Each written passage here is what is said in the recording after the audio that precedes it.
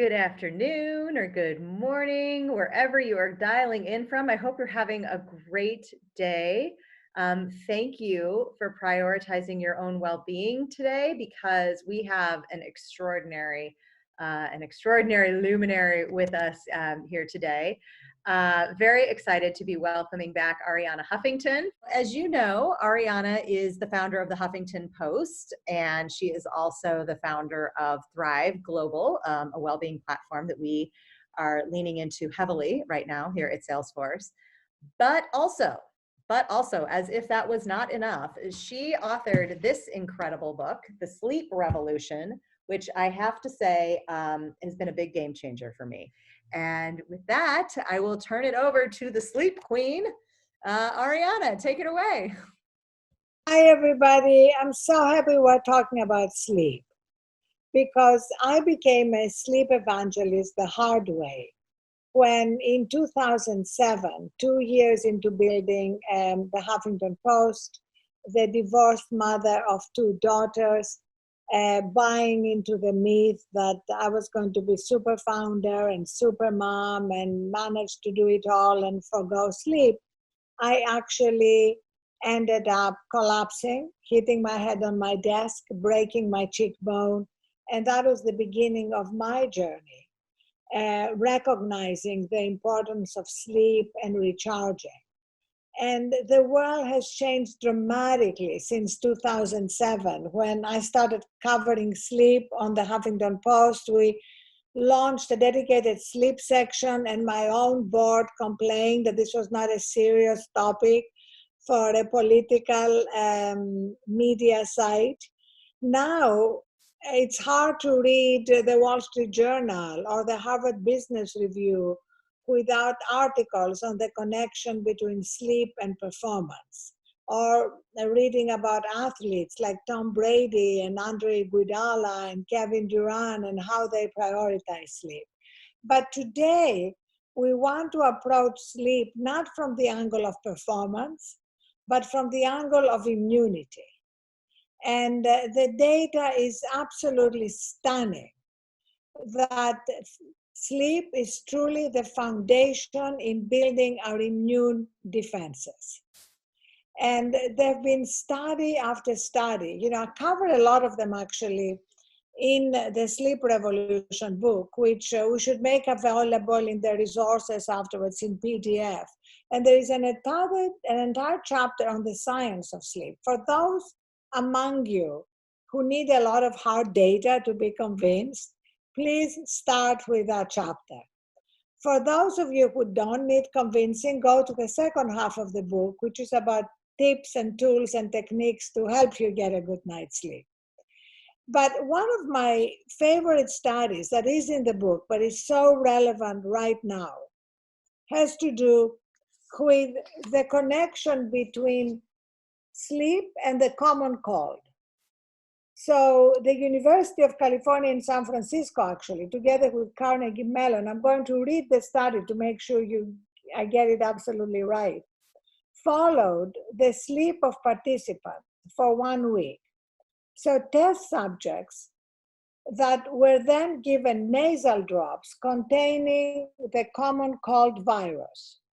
Those who had slept less than 6 hours a night the week before were 4 times more likely to catch the virus compared with those who got more than 7 hours of sleep. So this is like a hardcore scientific study with a control group for the skeptics.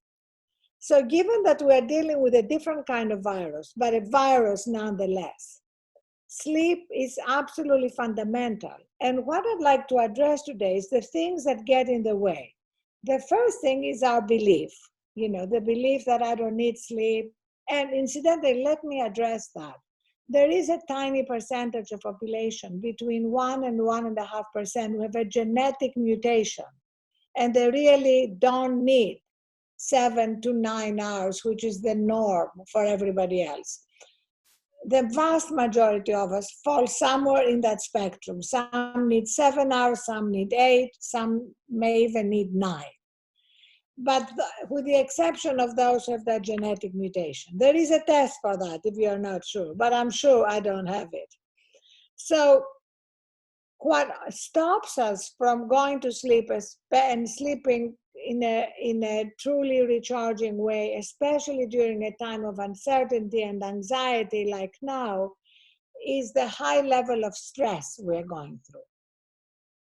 So I want to address, a lot of the micro steps we can take in order to help us go to sleep even while we're stressed, because this is kind of the vicious cycle. When we're stressed, it's harder to sleep. And when it's harder to sleep, our resilience is compromised. So we do get more easily stressed, we get more anxious, we get more depressed. So that's the vicious cycle that we need to avoid. So very, very small micro steps, as we did last week, that's the key to everything. So starting with something absolutely essential, especially in the age of the coronavirus, set a clear cutoff point when you stop consuming coronavirus news and social media. And pull together everything that inspires you. This is the time to collect books that are about amazing literature, poetry, philosophy, spiritual traditions, because that helps put everything in perspective. Yesterday at our Thrive All Hands, I asked everyone to send me inspiring contents from everywhere, whatever they had read. And it was kind of amazing how people came forward and started sharing them with each other. We can share them with you too, and you can share yours, and we'd love to post them, because the truth is that it suddenly helps put things in perspective. I'm going to read you one that I put on my Instagram today, which came from one of our engineers actually yesterday, when I said, send me inspirational quotes. So he sent this, which is from the Lord of the Rings. I hope you're all Lord of the Rings fans like I am. So here it is. I wish it need not have happened in my time, said Frodo. So do I, said Gandalf, and so do all who live to see such times. But that is not for them to decide. All we have to decide is what to do with the time that is given us. And I love this because it has that deep acceptance of things that are out of our control. So we can focus on doing our best with the things that are in our control. And so taking these micro steps to help us get a better night's sleep is in our control. The cutoff point with news is key. Another thing is anything you can do to help you relax your brain. So again, science tells us that hot baths or hot showers, whatever you like, that you prolong if you're particularly stressed. And remember, it's not for cleanliness. It's like a purification ritual. It's to be able to wash away the day and the stresses and be able to go to sleep in a more relaxed way. And also focusing either in the shower, in the bath, or before you turn off the light on the things you are grateful for again. Because that will help you go to sleep faster. And if you wake up in the middle of the night, it will make it less likely that your brain is going to be going on and on over every problem you are trying to solve. Because the truth is that every day, especially now, is a mixture of challenges and blessings. So giving the last scene of the day to the blessings is really key in terms of how you sleep. And if you wake up in the middle of the night, how quickly you go back to sleep. Now, if you wake up in the middle of the night, please do me a favor and don't go to your phone. First of all, your phone is not supposed to be next to you. Jody, I'm seeing you. What am I going to do? I have to make a pact with your husband. Don't look here, nothing to see. I got the phone out of the bedroom for a really long time, and then it just snuck back in. Right back in. Okay. But you know what? If you think that somebody needs to reach you because something happened at Salesforce that you need to be involved in, get a flip phone. I'm telling everybody who is in a leadership position who may need to be reached at night, get a flip phone and give your team the flip phone number. So you're at peace. If something happens that you need to be woken up for, they reach you. But this thing here is not really a phone. It's a nuclear weapon. It has like every project, every problem, every challenge, everything we're dealing with during the day, and we need to separate ourselves from it in order to truly be able to recharge during the night and then wake up really ready to face whatever life and the day brings. And I wrote a piece in my newsletter, which comes every Sunday. We'll put a link in if you want to subscribe, about leaders, because leaders right now are the ones who particularly think they can't disconnect because anything can happen. And that's why we need a leadership manual about how they can disconnect without any balls being dropped. So let me mention a couple of other things, and then we'll open it up to questions. Realistically, there are going to be nights when, even with the best intentions, you're not going to get a good night's sleep. Maybe you have young children that wake you up. Maybe it is a problem that emerges at work you need to handle. During those days, as soon as you can, take a nap, even if it's a 15-minute nap. Listen, Winston Churchill did it during the Second World War, and he won the war.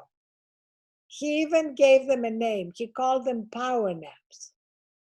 And he said they gave him like a second day in which he could handle problems. So the ideal time is 20 minutes, but never let the ideal get in the way. Sometimes I'll get a 10-minute nap. 10 minutes, it's nothing. You can fit it in. And now that everybody's working from home, it's super easy. At least it's actually one of the good things of working from home. And take a nap, which immediately gives you that restorative power. Your brain and your cognitive performance improve, your ability to deal with challenges and your creativity improve. And something that's kind of really hard for those who love their pets, but no pets in the bed with you. Pets have their own rhythm of sleeping, and an interrupted sleep because your pet wakes up doesn't help you. And the pet is going to be just as happy sleeping on their own. You do it for you more than the pet, right? So just remember, prioritize your sleep. Now, Jody and I both wear an Aura ring, as does Mark. Jody's is a different color. I think I prefer Jody's, but anyway, mine is kind of silvery. Yours is more like coppery. Like some sort of a black thing. I honestly didn't think I was cool enough for this. My team, when I was showing them, they was like, which one should I get? And they were like, oh, get the black one. And I was like, I don't know, but. So basically our Aura rings are connected with our phones. You don't have to have your phone by your bed. It can be anywhere. And in the morning, it gives us an exact outline of how we slept, how much deep sleep, how much REM sleep, what was our temperature, what was our heart rate variability. It's kind of an amazing chart of your sleep. And you also can see immediately when you didn't get a good night's sleep, how your readiness for the day is affected. So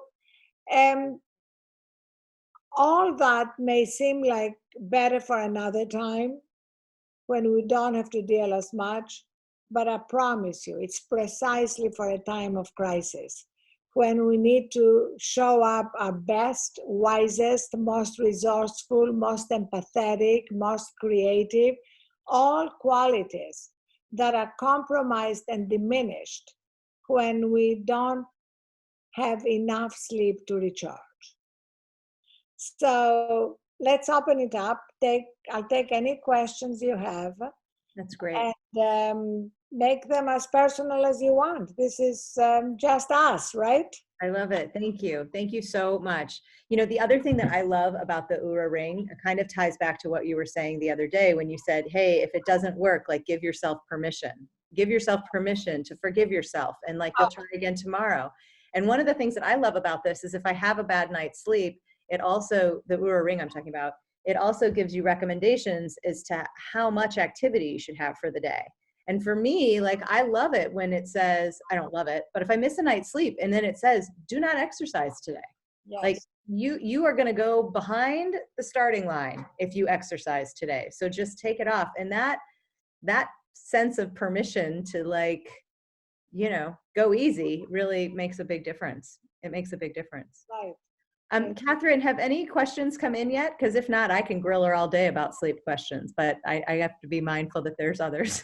Yeah, go ahead and ask your question. We have only one question that's come in so far, so. Great, thank you. So I want to know, how much sleep do you need a night? I need 8 hours. Yeah. And most of the time I make a point to get it. Mm-hmm. And on the nights when I can't, for whatever reason, I do try to get a quick nap in. But most of the time I do get it. What about you? I need a little more than 8. And what I have been doing lately, which has really made a big difference, because it's been hard for me to get a nap in the day, but I am able to get more sleep on the weekends. And so I've been just kind of, you know, letting the screens babysit my children on the weekends and sleeping in as much as I can. And then on the weekends, if I can get like a 9-hour day, or even like a 10-hour, if I take a nap as well, I find that even when I look at my Oura ring and the readiness score, like it'll hold on for a couple of days. Amazing. So Yeah, I've been definitely trying to catch up. It's like to be creative around it. And also, when we are conscious of it, we become much more aware of what gets in the way, like caffeine. Some people are hypersensitive to caffeine. Like, as you know, I love my coffee, but I stop at 2 p.m. Yeah. Yeah. I can't have any. Like, I just had to cut it all out. Like,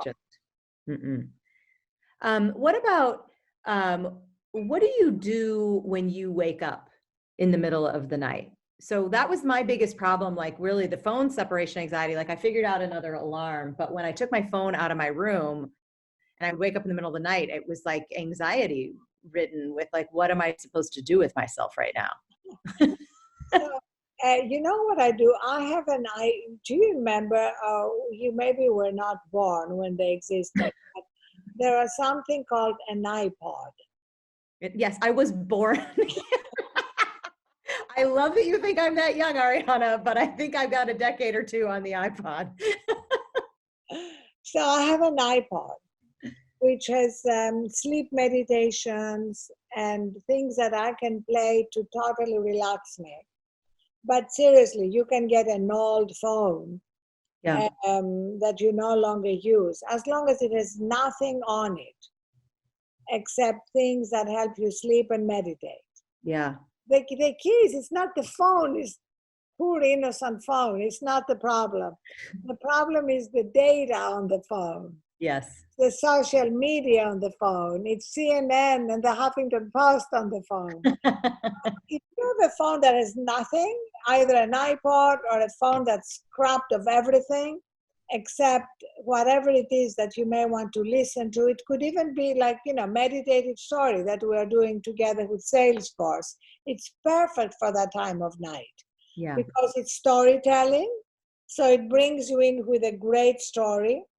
And then all the mindfulness prompts and meditative prompts, and it helps you go to sleep. The key thing is not to try to go back to sleep. So that's another interesting scientific study in the Sleep Revolution book. They took two groups. They told one group, your job is to go to sleep as fast as possible. And they told the other group, your job is to stay awake as long as possible. The group that was told to stay awake fell asleep first. Because the sleep is about surrender. Yeah. It's not, and I'm talking here to type A driven people who think they can get anything done. You can't make yourself go to sleep. You have to surrender to sleep. So if I wake up actually in the middle of the night, because I'm a meditator, I remember what the Dalai Lama said, that he said the best time to meditate is 3 a.m. And he actually wakes up and meditates for, 2-3 hours at 3 a.m. Because, it's, the world is quiet, the energy is kind of not as active. So when I wake up, I just say, wow, great, I have infinite time to meditate now. I stay in my bed often, just still lying down, but meditating, and I inevitably fall asleep. Yeah. So the key is do not engage with your day. Do not engage with your life. Listen to things that are relaxing and peaceful that have nothing to do with work. Meditate if you're a meditator, but don't try to go back to something to entertain your brain. The whole problem is our brains. Yeah. When it comes to sleep, not otherwise. I like that idea of just don't engage with your day. I think that's really well stated, because I do think that's what happens. Like, you want to just check the calendar, or just check the email, or listen to some news, but that's all engaging with the day. Yeah. Catherine, tell me about some questions. Yes, the call for questions worked. We got several. All right, go. Can you bank sleep by sleeping more on the weekends, or should you aim to get the same number of hours each night? Well, ideally, you need to get the number of hours you need. You need to figure out, are you a 7-hour person, an 8-hour, or a 9-hour? And try to get as close to that as you can. As Jody said, if you don't, the worst thing you can do is judge yourself and feel bad about it all day. Just say that day is gone and there's another day coming up. And there will be times when, I had to get up super early this morning because I was doing a webinar with a partner, Natura, in Brazil.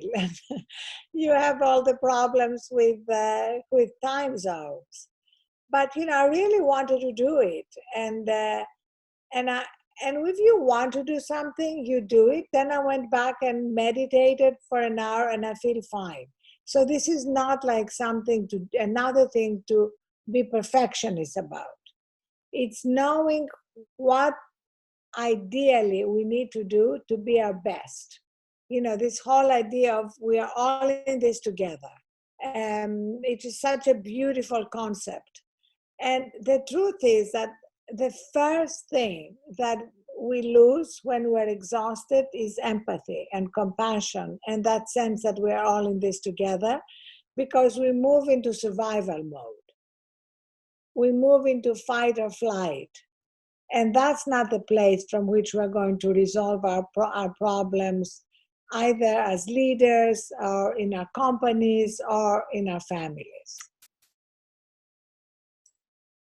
Great, thank you. And then have so many questions rolling in. You mentioned napping, so I guess you're pro napping, but do you have any recommendations for getting up after a nap?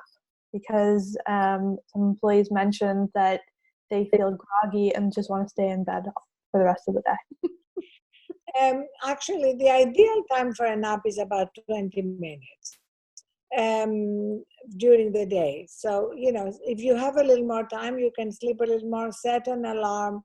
It may take you a couple of minutes to get back, but it's restorative. It's unquestionably restorative. And again, if you have trouble getting into the nap, listening to a meditation, or to meditative story, just something to relax you, and then allow yourself to drift off. And even if you don't go fully to sleep, just that time to disconnect from the world helps recharge you and restore you. I have my own question based on that. You have the mic. You're talking about, using meditative stories to fall asleep. I always use some sort of noise or podcast and white noise machine to go to sleep.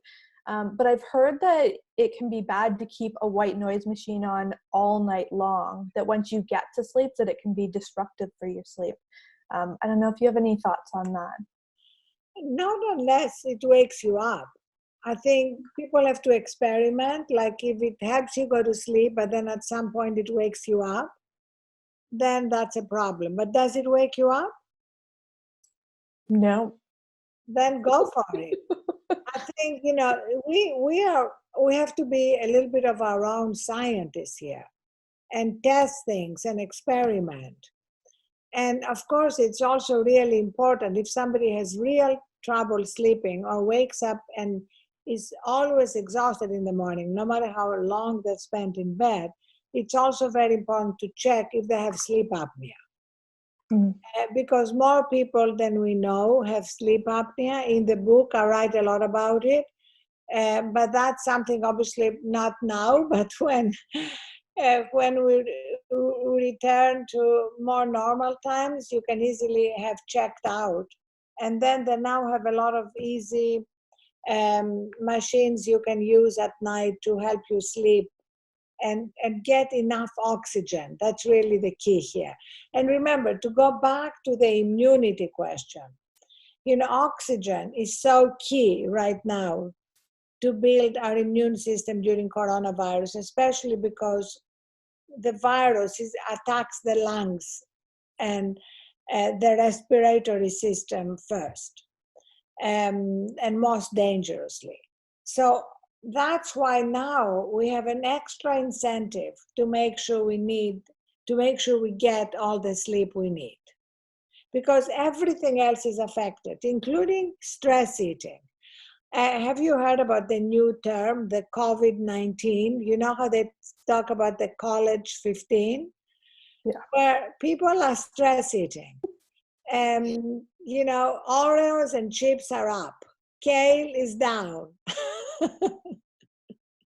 I could be guilty of that with my potato chips during this time. So I think what is worse is when we're sleep deprived, again, physiologically, our body craves sweets and carbs. So it makes it even harder to exercise willpower and to find substitutes. And those who are kind of drawn to comfort foods, as much as possible, try and avoid sugar, because sugar is another immunity suppressor. So see, especially processed foods and artificial sugar. So listen, nobody's going to do this perfectly. It's just things to keep in mind as we're making trade-offs. Thank you. Thank you so much. Your advice is so sound, and we are just so lucky to be able to call upon you at any time, but especially during this time. So I really appreciate all the time you're spending with us, Arianna.